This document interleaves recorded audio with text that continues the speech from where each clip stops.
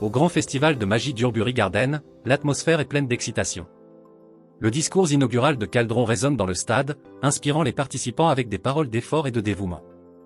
En évoquant Mercedes, la fondatrice, ils sont exhortés à atteindre leur plein potentiel et à ne jamais dévier leur magie vers le mal. Le festival n'est pas seulement une compétition, mais aussi une opportunité pour les recruteurs de la puissante tour de magie d'observer les étudiants les plus prometteurs. Rod Joland, leader de la faction du feu, encourage ses subordonnés à ne manquer aucun match, cherchant des talents cachés dans la foule. Les étudiants de l'Académie de magie de Rigarden observent les compétitions avec intérêt, notamment la course aérienne Sky Race, où Liana, une prodige, établit un nouveau record et remporte la victoire pour la 2e année consécutive, réaffirmant sa domination dans l'Académie. Pendant ce temps, d'autres étudiants comme Sion se préparent pour la prochaine compétition, le Crown Attack. Colette, une camarade de classe, demande à Sion de rejoindre son équipe, car ils ont besoin de plus de crédits pour participer, et bien que Sion se sente agacé par la demande, il réalise que c'est une opportunité de prouver sa valeur. Will, un autre membre de l'équipe, s'excuse de l'avoir entraîné dans cette situation, tandis que Sion ne peut s'empêcher de se demander pourquoi quelqu'un comme Will, qu'il considère comme incompétent, participe à un événement si important. L'après-midi avance et les événements du festival se poursuivent avec grande anticipation. Mike Mayus, un étudiant de 6e année, commente les compétitions avec son enthousiasme habituel, tandis que le professeur Edward Serfans, connu pour sa sévérité, rejoint la transmission, ajoutant une dose de crainte et d'humour noir à l'atmosphère. Le grand événement de l'après-midi est le Crown Attack, où la faction des elfes récite des mots poétiques sur leur terre ancestrale en préparant leur magie. Philvie et Lefia, membres éminents, commencent à lancer des sorts complexes, prêts à déchaîner leur pouvoir sur le champ de bataille. Tout le festival est enveloppé dans une ambiance de compétition féroce, où chaque sort, chaque décision et chaque alliance sont cruciaux pour déterminer qui sortira victorieux lors de cette journée de magie et de stratégie. Le Crown Attack, l'événement le plus attendu du grand festival de magie, a commencé. Le terrain de jeu est vaste et dangereux, créé par la magie des elfes avec des zones allant des volcans aux prairies.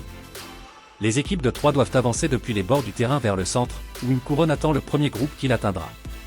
Cependant, cela ne sera pas facile, des pièges placés par les professeurs et des obstacles naturels rendent chaque pas difficile.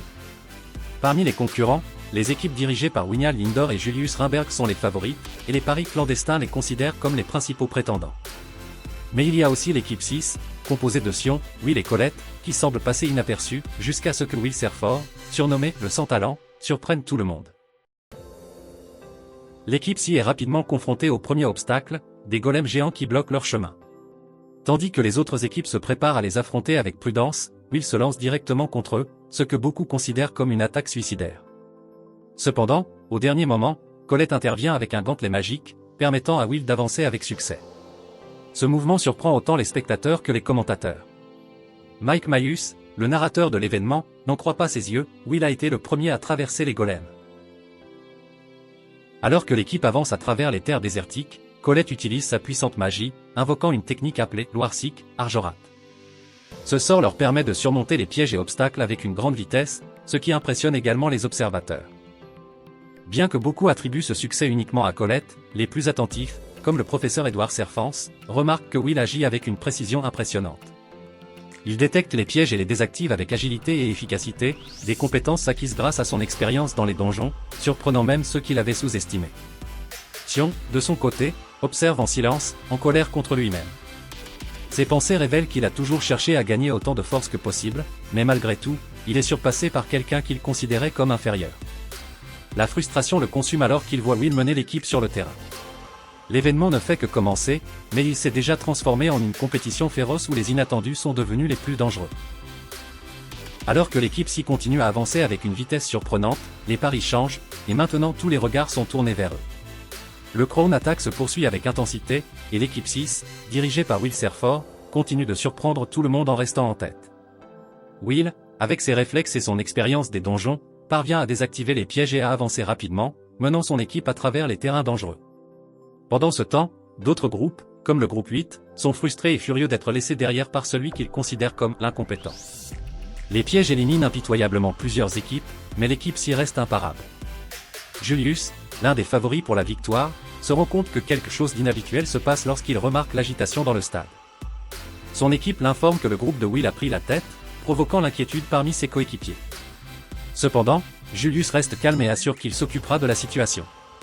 Pendant ce temps, l'équipe s'y arrive dans la zone finale, la forêt hantée, une section dangereuse contenant des pièges circulaires de magie noire. Cependant, Will, montrant son savoir et ses compétences, les désactive avec facilité, avançant sans problème. Le professeur Edward, responsable de ces pièges, a du mal à cacher sa surprise. Will continue d'avancer, conscient que la véritable bataille commencera bientôt lorsqu'ils croiseront d'autres équipes près du stade. Son plan est de tendre une embuscade à l'équipe de Julius, mais avant qu'il ne puisse l'exécuter, quelque chose d'inattendu se produit. Sion, son propre coéquipier, révèle ses véritables intentions. Sion, rempli de rage et de ressentiment envers Will, déclenche une attaque magique dévastatrice, Iflamme-Bure de Lion, créant une onde de choc qui secoue toute la forêt. Will comprend à peine ce qui vient de se passer, tandis que les arbres autour de lui sont détruits par l'attaque. Colette, inquiète, crie à Will de fuir, mais il est évident que Sion n'est pas prêt à le laisser s'échapper si facilement. L'attaque de Sion semble viser à la fois Julius et Will, mais étonnamment, Julius semble indifférent à la puissance destructrice des flammes. Cependant, Sion ne s'intéresse pas à Julius, sa véritable colère est dirigée contre Will, qu'il considère comme méprisable.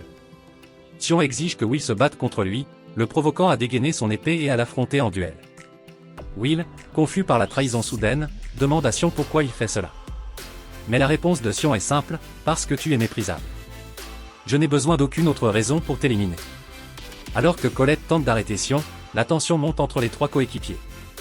Will sait qu'il ne peut se permettre une bataille interne, surtout au milieu d'un événement aussi crucial. Cependant, Sion, consumé par sa haine envers Will, ne s'arrêtera pas avant d'obtenir l'affrontement qu'il désire tant. Pendant ce temps, Julius continue d'observer la situation, apparemment indemne et imperturbable face à l'attaque de Sion, ce qui ajoute encore plus d'incertitude à l'issue de cette confrontation intense.